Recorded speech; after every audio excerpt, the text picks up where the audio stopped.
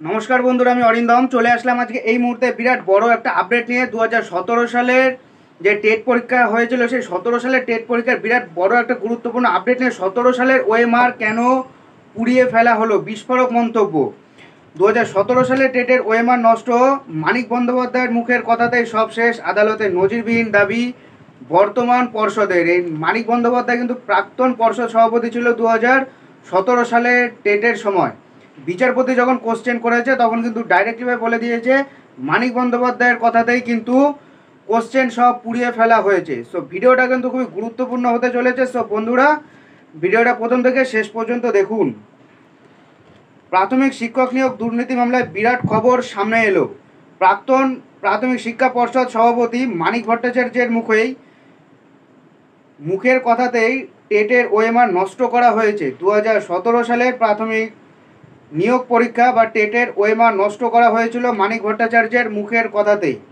পর্ষদের সিদ্ধান্ত ছাড়াই তৎকালীন পর্ষদ সভাপতির কথাতেই বাতিল করা হয়েছিল প্রায় 2.5 লক্ষের উপরে ওএমআর। পর্ষদ শুক্রবারে আদালতে এমনটাই দাবি করল। টিনা মুখোপাধ্যায় নামে এক মহিলার দায়ের করা মামলায় এই তথ্য উঠে এসেছে। এই মুহূর্তে প্রাথমিক টেট সংক্রান্ত মামলার শুনানি হচ্ছে বিচারপতি অমৃতা সিনহার এজলাসে। অতীতেও ওএমআর নষ্টের অভিযোগ উঠেছিল। 2014 সালের ওএমআর নষ্ট করা হয়েছিল এমন তথ্য আগে আদালতে জানিয়ে দিয়েছিল পর্ষদ। এবার 2017 সালে টেটের ওএমআর নষ্ট করা হয়েছিল বলে মেনে নিল পর্ষদ। এবার 2017 সালের যে ওএমআর সেটা কিন্তু পর্ষদ কিন্তু অর্থাৎ স্বীকার করে নিয়েছে। তৃণমূল বিধায়ক মানিক ভট্টাচার্যের সমাতেই এটা হয়েছিল, পর্ষদ এটা বলল। শুক্রবার বিচারপতি সিনহার এজলাসে প্রাথমিক শিক্ষা পর্ষদের নতুন অ্যাডহক কমিটি এমনটাই জানিয়ে দিল।